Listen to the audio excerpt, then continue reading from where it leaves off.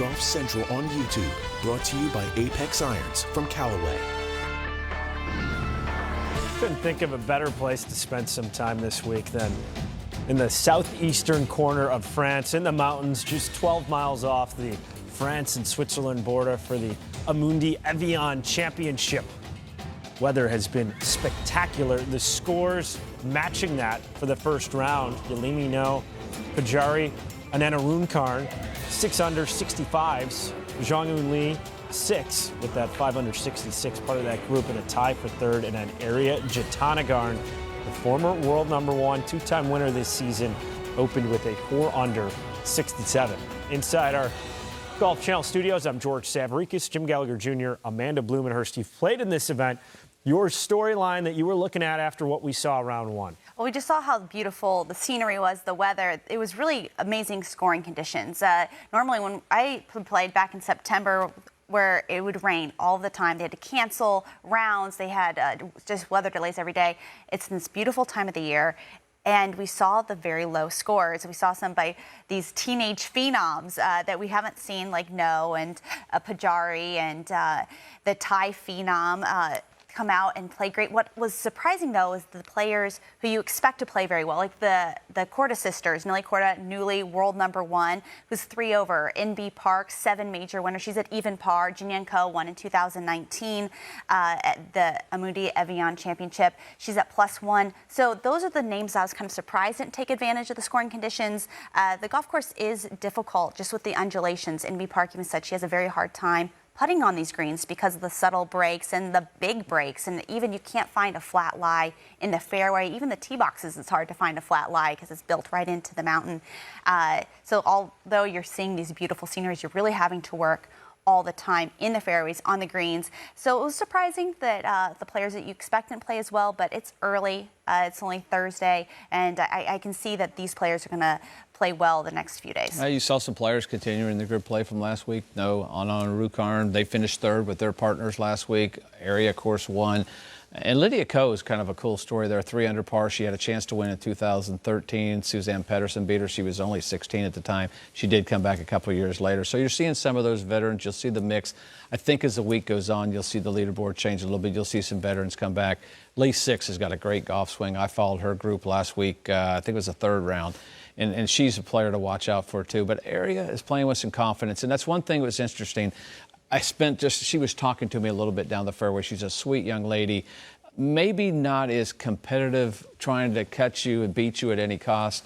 Very cheers for everybody else as well as herself. So she's a delight to be out there. But it's nice to see her playing with some confidence. I think she went through a stage where she didn't. She finally won. She kind of got that confidence when she won over at home in Thailand. I think that was a big win for her emotionally. Has a lot of support from her sister Moria, and I think that's the neat part. It's a family out there on the LPGA, and you're seeing some of these ladies have a good week. And as Amanda said, man, how could you not have a good week playing in that beauty? And the weather's perfect. That's the beauty of this whole week. Jatanagarn was saying that she was thinking about stepping away from the game, that it had gotten so bad prior to that win at the Honda LPGA Thailand. Nice to see her emerge from that slump. On the PGA Tour, Rickie Fowler has been in a prolonged slump since his last win in 2019. Waste Management, Phoenix Open. It's trending in the right direction. Had that final round 65 last week at Royal St. George's. Opens with a 7 under 64. Here's Rickie on what came together. Going off of what we did Sunday last week, just needed to tighten a few things up.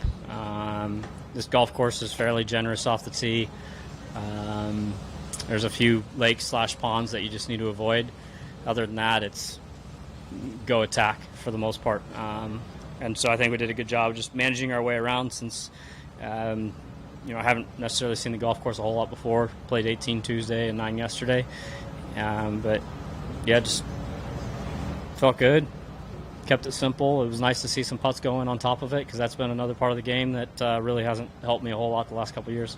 Where is the state of your putting, and have you been able to improve because you're not thinking swing as much and now you can put more time towards your putting? Yeah, it wasn't that putting wasn't getting the attention. It just, there's times where you go, kind of get hot and cold, and I was in too long of a cold spell. Putting's something I've always been able to rely on. Felt like I was hitting good putts. Sometimes it was either a little bit off on the read or speed was a little off. So, there's so many variables out there. trying to eliminate as much as possible and think more about making it and not focusing too much on line and stuff like that. So I've been hitting good putts, but it's nice to see the result of the ball disappearing and not lipping out or sliding on by. Is there any sense of urgency with the FedEx Cup coming up? You got 2 tournaments left. Unless you win this week, you'd get into Memphis if you wanted to try to move yourself up that ladder as much as you could. I mean, yes and no. I mean, know where I'm at, what we need to do and stuff like that. Really just focusing on things we've been working on, playing more consistent, good golf, more days like today, and things will be fine. Kind of keep things, like I said, simple and small, focus on day to day and this week, and go from there. Everything will work out. Been a minute since we saw Rickie Fowler put together an opening round like this on the PGA Tour. This is his low opening round this season with that 64. Kind of odd, though. His previous low was a 67, did that twice. Went on to miss the cut both times at the Shriners in Vegas and the AT&T Byron Nelson. So as we're looking at Rickie Fowler's season, and we're always prisoners of the moment. If a guy plays well, oh, he's great. He shot 64. Everything's good. If he shoots 74, he stinks. He's terrible. He's lost it. All right.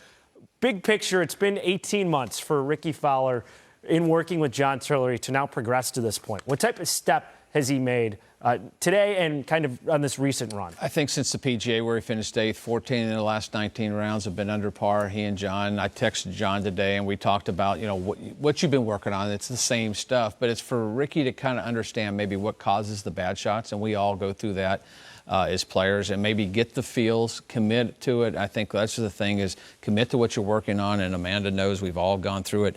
You can practice all you want. You can spend all the time you want in teaching centers and on all the different video things, but to take it to the golf course is the biggest deal, and to trust it and to commit to what you're working on. I think putting is much putting behind the 8 ball as anything. It's 2017, I think he was first. He went from 43rd to 60th to 143 the last 3 years here. So I think that's part of the equation too. But I look at what you've done or what he's done these last probably, since the PGA, since May. It's an improvement. Maybe not to what we want as an analyst or any of us as fans of Rickie or even himself, but it's a step in the right direction. Well, when you're talking about, the pressure that he's putting on, to change he's changing his swing and to see the results and, the balance between working on his game and then taking it out in competitive play, that can put a lot of pressure on your putting. If that is now the only thing that you have really to rely on to, you're working on the long ball, that can really hurt putting, because then that's the only thing you're relying on when you don't know where the ball is going to go. And so something that could be your bread and butter, all of a sudden, there's just too much pressure being put on it. And so once, the ball striking starting to get there, that's when you can also see better putting, because the pressure is being lifted a little bit. And just seeing, he said, like you said, PGA, when he finished 8th, he said he started seeing moments that are coming back. His putter started showing up, Memorial, it started showing up, along with now the better ball striking. Expectations, personal and from outside, the personal ones are the ones that strangle you, and that's what you have to be aware of. Every great player goes through it. I talked to Hal Sutton about it. He was compared to Jack Nicklaus. How can I play up to Jack Nicklaus's standard? I think we have a pretty high standard for Rickie, and maybe he's a victim of that as well. Yeah, I'd say that's a very accurate summation of what Rickie's achieved so far in his career versus maybe what the media projected that he would be capable of achieving. But already has 5 wins to his credit, off to a great start so far this week at the 3M Open. Thanks for joining us.